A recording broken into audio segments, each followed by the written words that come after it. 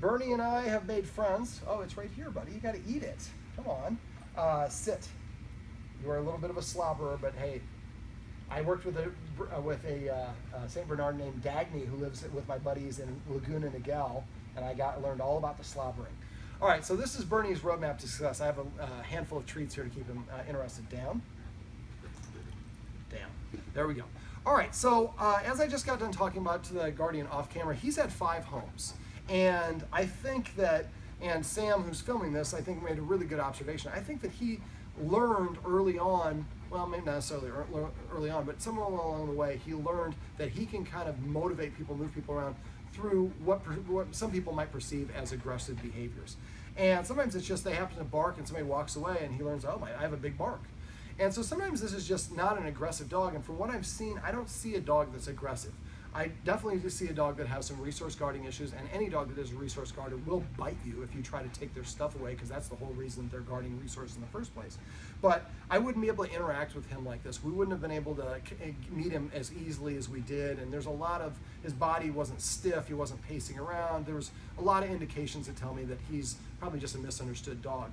And he's had 5 different homes, and several of them, it sounds like at least in one of them he was struck. And I think the way that the guardian, his current guardian, or his now guardian, said was that people said, well, he only bites when we're beating on him or hitting him or something like that. Well, that's appropriate for anybody to fight back, I think. So that's obviously why I don't like to use any sort of negative corrections. So basically, we spent about an hour going over different ways. And again, if he was really to have these many treats and be sitting here, he wouldn't be sitting here if he was aggressive dog. He would be trying to intimidate me and try to take these from me and not laying down, waiting patiently for me to pop in his mouth. That looked aggressive, but he just really wants to make sure he gets the treat. His guardian's working on with him a soft mouth, and that's definitely something we should work on. So I spent the first hour kind of going over some rules. Now, he's not an outdoor dog exclusively, but he's closer to an outdoor dog. So we don't have a lot of rules that we would normally have in an indoor environment, but things like not being allowed to go out the door unless he sits first. And again, we're not going to say sit multiple times. We want to get a habit of not repeating the command word. We're going to tell him to sit once. If he doesn't sit, we're going to walk away, wait 1 minute, and then go back to the door and tell him to sit. Don't ask. If he sits then we open the door and let him out. If he doesn't, then we walk away for 2 minutes, then for 4 minutes, then for 8 minutes. So each time he doesn't comply, he has to wait twice as long before we're generous enough to give him another opportunity. Other rules would be that he has to sit and wait for permission to eat his food. That's probably going to be too advanced for him because of his resource guarding. But if we're playing fetch, we're going to make him sit before we throw the ball. We're going to add structure to these things. We're going to make sure that the human goes through the door first. One of the suggestions I had was first to teach him to sit at the door, but then the next step, yes, I know. The next step would be to train him to stay at the door even though the door is opened.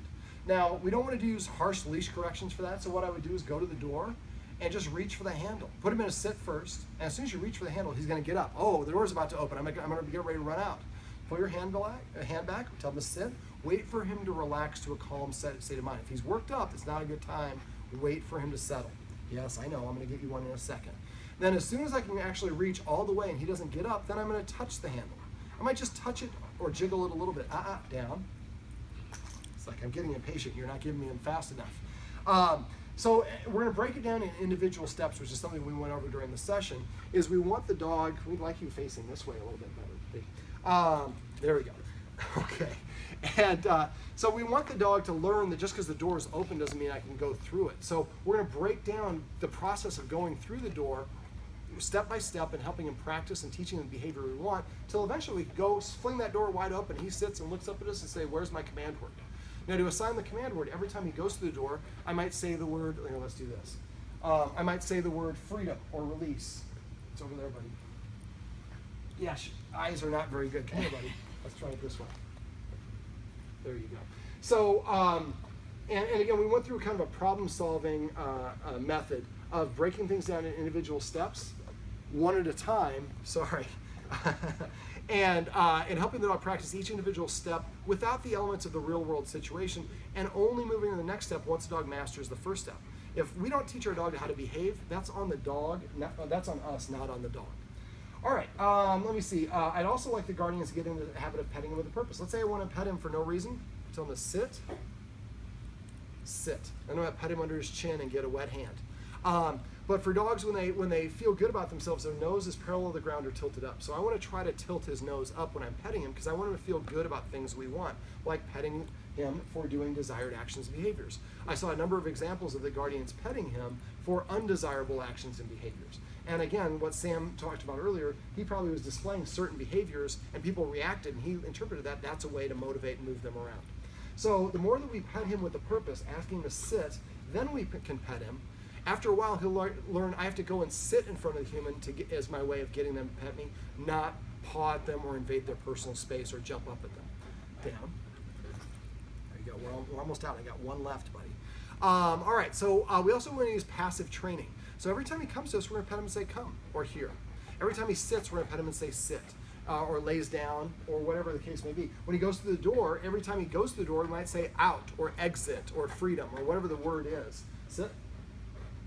And we're going to use a hand motion over the head to put him into an SIT. There you go.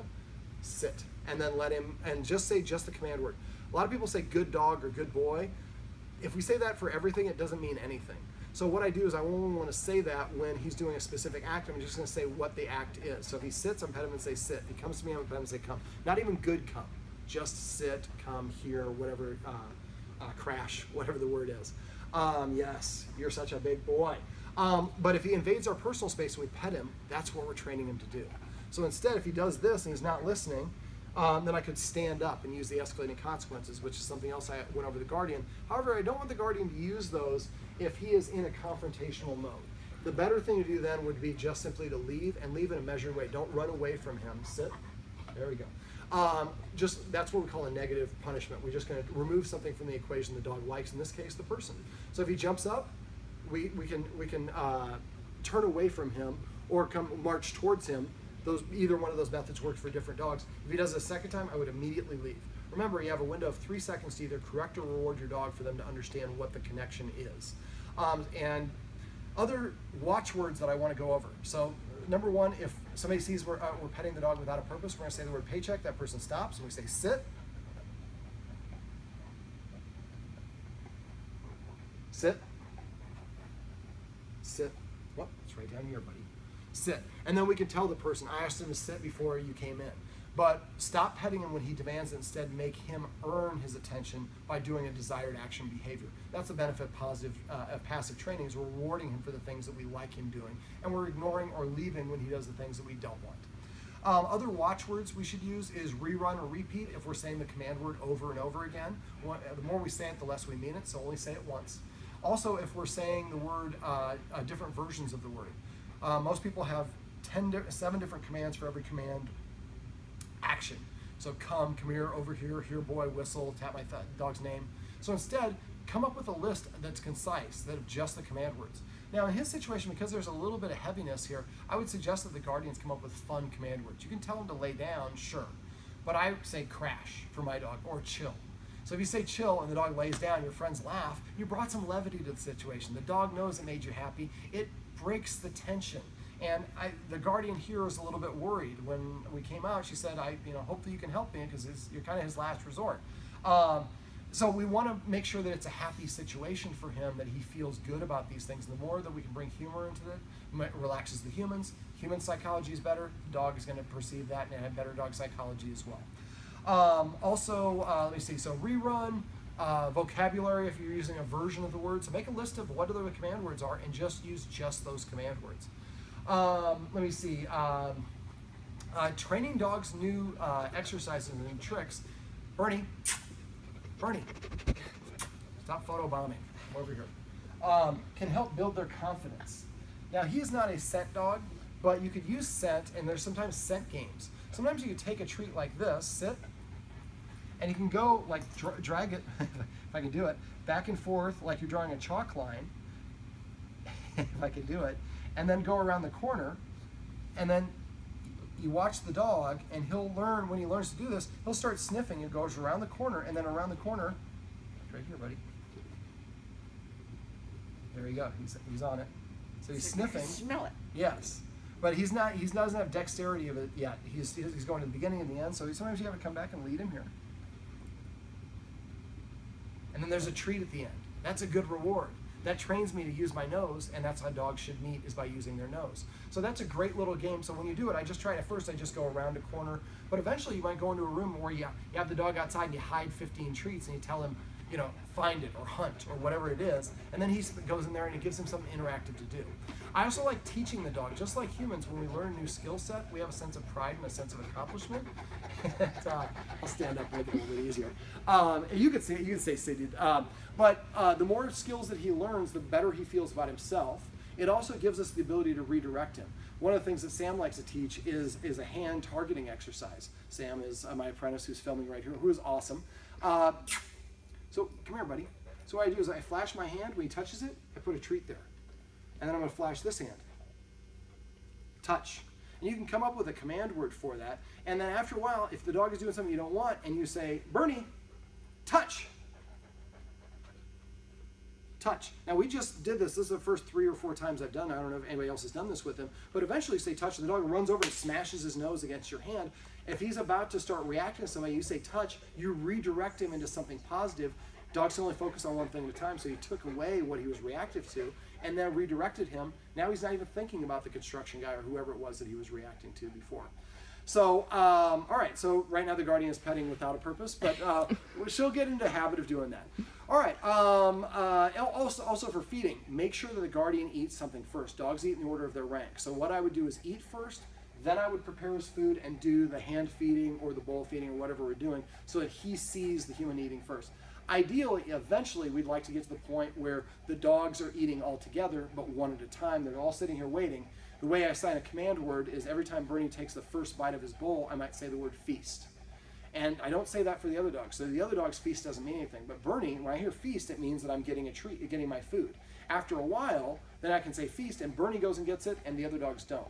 The 2 times I want dogs to have a unique command word, there are other capacities as well, but usually when I'm releasing them, so if I have 3 dogs in here and I do the door exercise, or the door rule, they have to sit before I let them out. Let's say Bernie sits and the other 2 don't. Well, I need a word to let Bernie out. If I just say okay or go, all the dogs go. But if every time Bernie goes through the door, I say release, or whatever his word is, then when he goes through the door, he hears the word release, he associates the 2 things together. It doesn't mean anything to the other dogs. That way you can release 1 dog at a time. I also do the same thing for feeding. So that way, if I have 3 dogs together, I say 1 dog's command word, the other 2 dogs sit there and wait. Building in self-control is going to be really important, especially when we have a giant breed dog. We need the dog to do the work, not the humans to pull the dog around with the leash, because most people aren't going to be able to do it. All right, I'm probably forgetting about some other things, but just like any of my clients, I want the Guardian to call me or text me if she has questions, she forgot anything. Do it sooner rather than later. I just dealt with somebody, I was on the phone with them for an hour last night because his dog has separation anxiety. Instead of calling me about it, he waited 6 months, and now it's a really bad case of separation anxiety. Usually I can make little modifications of the phone. All right, Bernie, come here, buddy. Let's end this together. Come. Let's do that. Let's get you to turn around. Bernie. Bernie, sit.